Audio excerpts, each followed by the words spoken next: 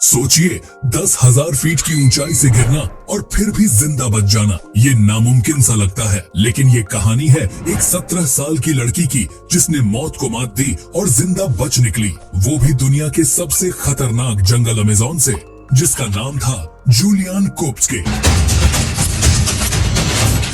24 दिसंबर 1771 को 17 साल की एक लड़की जिसका नाम था जूलियन अपनी माँ के साथ लंसा फ्लाइट 508 में सवार होती है। वे पेरू के लीमा से पुकाल्पा शहर जा रही थी क्रिसमस की छुट्टियां मनाने और अपने पिता से मिलने के लिए। मौसम साफ था, सब कुछ एकदम परफेक्ट लग रहा था। फ्लाइट में 92 पैसेंजर थे, जिनमें से 6 क्रू मेंबर्स थे। प्लेन अपनी मंजिल की तरफ तेजी से बढ़ रहा था, तभी अचानक प्लेन जोर से हिलने लगता है। पैसेंजर्स घबरा जाते हैं क्योंकि प्लेन एक बहुत बड़े तूफान में फंस चुका होता है। जूलियन जो विंडो सीट पर बैठी थी, वह बाहर देखती है और उसे एक बहुत तेज रोशनी दिखाई देती है जो प्लेन के दाएं विंग से टकराती है। प्लेन में चीख पुकार मच जाती है, सारे अलार्म्स बजने लगते हैं। पायलट्स प्लेन को कंट्रोल करने की पूरी कोशिश करते हैं, लेकिन तब तक बहुत देर हो चुकी थी। अचानक एक धमाके की आवाज होती है। जूलियन को महसूस होता है कि वह अभी भी अपनी सीट पर बंधी है, लेकिन अब वह सीट प्लेन के अंदर नहीं है। आसमान की बिजली के कारण प्लेन के टुकड़े टुकड़े हो चुका था और जूलियन अपनी सीट समेत 10,000 फीट की ऊंचाई से नीचे गिर रही थी। जब जूलियन को होश आता है तो वह खुद को घने पेड़ों के बीच पाती है। उसकी हालत बहुत खराब है, कॉलर बोन टूट चुकी है, शरीर पर गहरे घाव हैं, लेकिन वह जिंदा है। उसे यकीन नहीं हो रहा था कि वह इतनी ऊंचाई से गिरकर भी बच गई। लेकिन अब उसे समझ में आता है कि उसकी असली लड़ाई तो अब शुरू हुई है।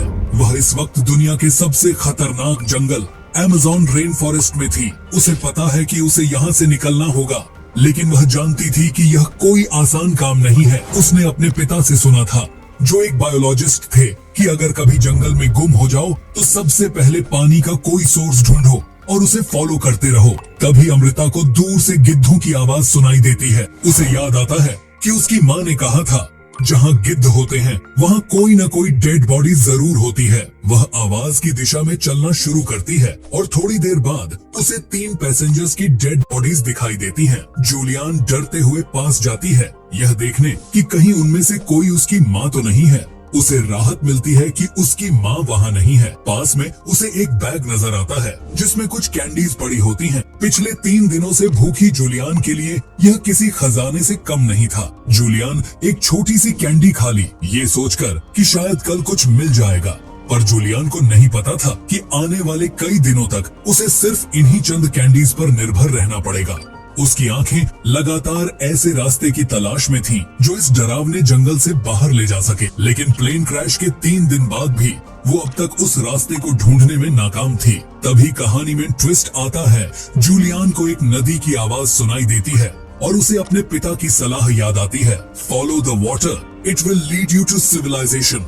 वह नदी के साथ साथ चलना शुरू कर देती है। कई दिन बीत जाते हैं, उसकी हालत खराब होती जाती है, लेकिन वह हार नहीं मानती। वह जानती है कि यही एक रास्ता है। लगातार कई दिनों तक चलने की वजह से जूलियन की हालत इतनी बिगड़ चुकी थी कि अब उसके लिए आगे बढ़ना ऑलमोस्ट इम्पॉसिबल हो गया था। इसलिए उसने फैसला किया कि वो नदी में तैरकर आगे बढ़ेगी। अगले 2 दिन तक जूलियन मुसलसल नदी में तैरती रही, बस खुद को जिंदा रखने के लिए।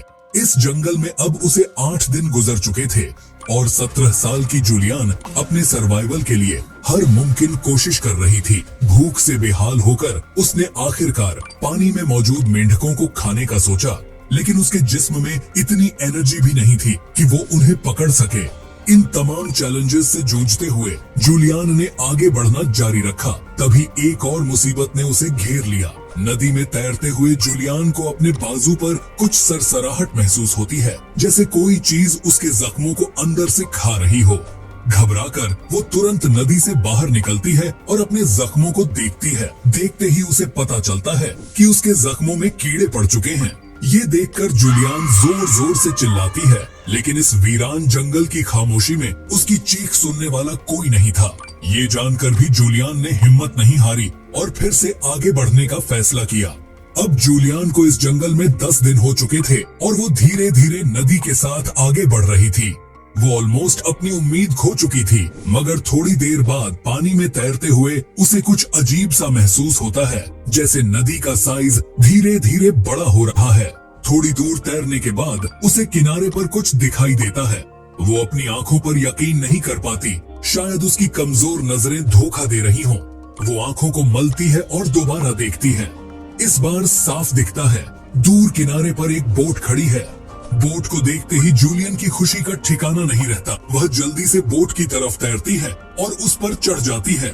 पास में उसे एक कैन मिलता है जिसमें पेट्रोल होता है।